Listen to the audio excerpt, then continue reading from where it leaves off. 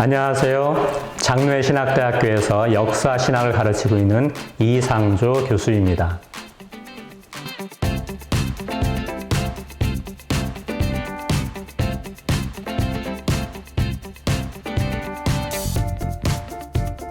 지난 2023년 3월 14일에 GPT 3.5의 업그레이드 버전인 GPT-4가 공개되었습니다.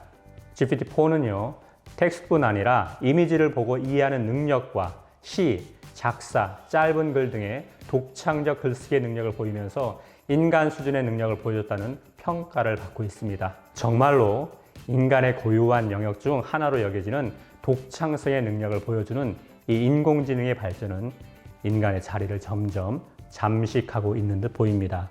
그런데 인간의 영역만 과연 그러할까요?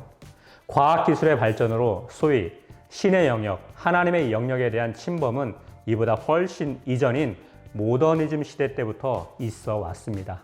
이걸 우리는 세속화라고 일컫습니다.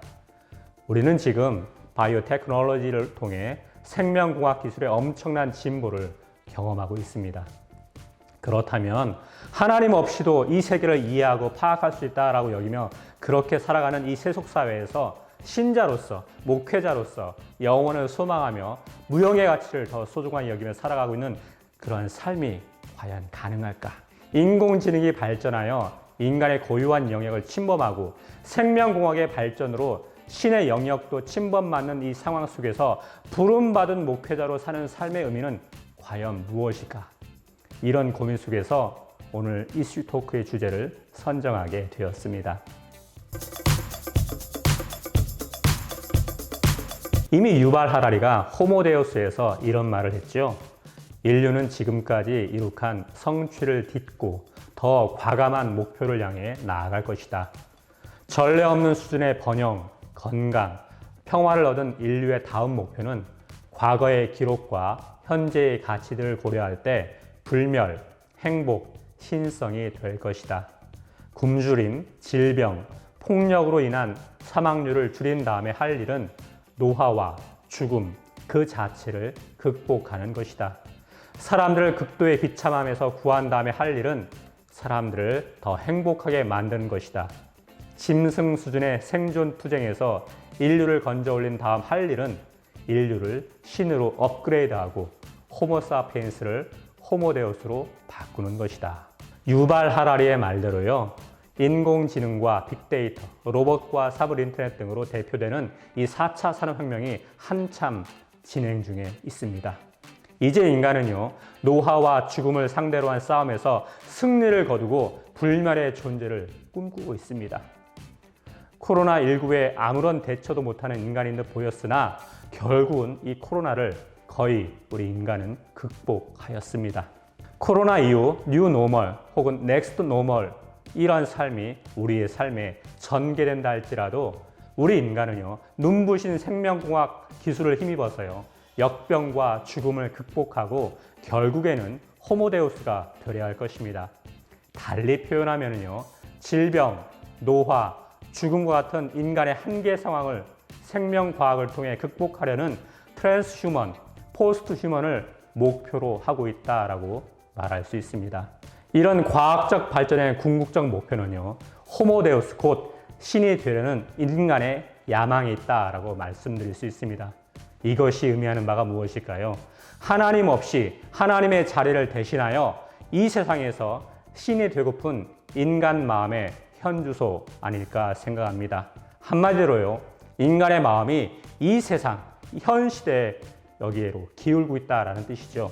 하나님 없이 이 세상을 이해하고 파악하려는 시대가 바로 우리가 사는 오늘의 모습입니다.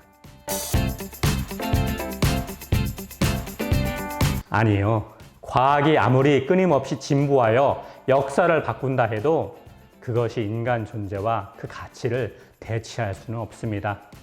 이미 지난 2007년에 미래학자 패트리셔 에버딘이 메가 트렌드 2010에서 이런 이야기를 하였습니다. 21세기는 이윤추구 지상주의나 물질 만능주의가 아니라 영성의 시대다라고 단언하였습니다. 그러면서 말하기를 정보화 시대는 끝났다. 창조와 혁신의 시대가 왔다. 이 시대는 내면의 진실과 영적인 깨달음을 주도하는 그러한 기업이나 개인이 주도하게 될 것이다 라고 전망했습니다. 그의 전망대로요, 오늘 우리가 사는 이 세상은요, 인공지능이 발전할수록 역설적으로요, 인공지능과는 구별되며 또 인공지능이 접근할 수 없는 영원한 가치, 무형의 가치, 영적인 것, 영성에 대한 갈망이 더욱 커지고 있기도 합니다.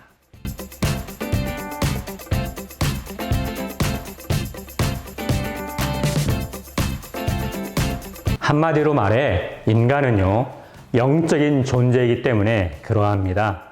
인공지능이 아무리 발전해도 영혼, 영성, 영적 세계를 파악할 수는 없습니다.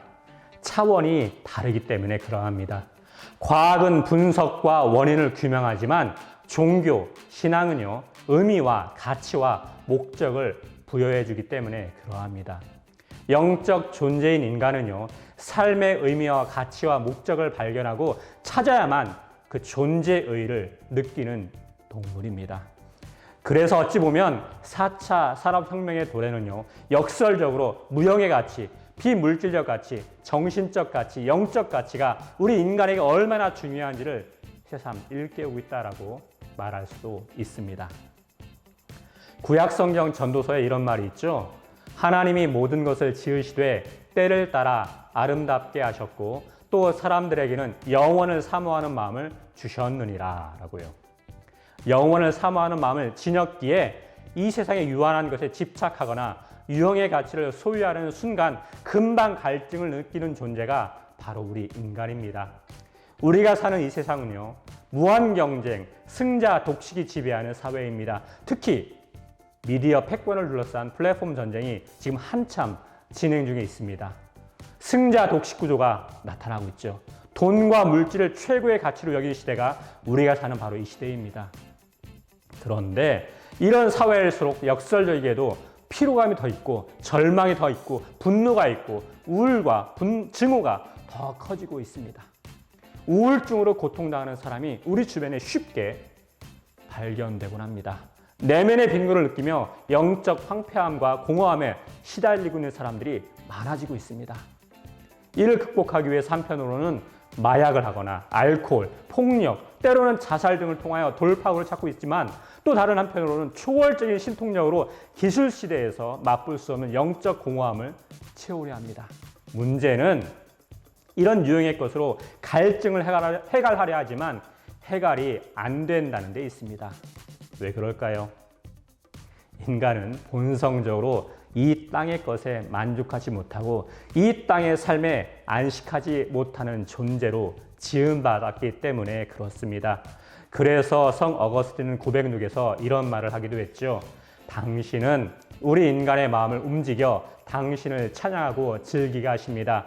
당신은 우리를 당신을 향해서 살도록 창조하셨으므로 우리 마음이 당신 안에서 안식할 때까지는 편안하지 않습니다. 라고요.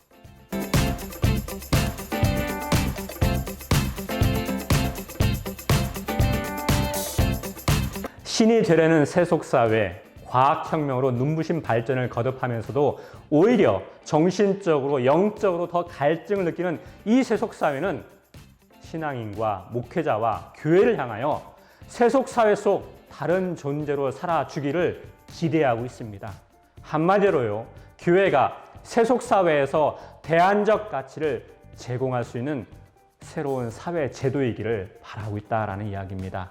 물질 만능주의 시대에 교회와 신앙인들이 비물질적인 정신적, 영적 가치의 중요성을 일깨워주기를 이 세속사회가 교회를 향하여서, 신앙인을 향하여서 기대하고 있다라는 이야기죠.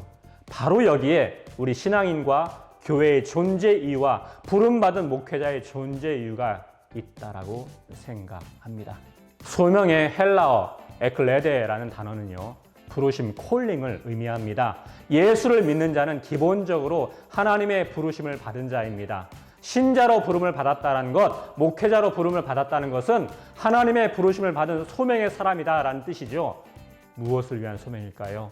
물질적 가치가 지배적인 이 세속사회에서 무형의 가치, 영원한 가치가 더 소중하고 의미 있음을 깨닫고 그러한 가치를 따라 하나님과 이웃을 사랑하며 그렇게 살도록 부름받은 삶, 이게 소명 아닐까 생각합니다. 영원한 하늘나라의 가치를 따라 이 땅에서 무형의 가치를 추구하는 삶으로 부름받은 사람이 바로 소명의 사람이요, 부름받은 신자요, 부름받은 사역자와 목회자다라는 말이죠.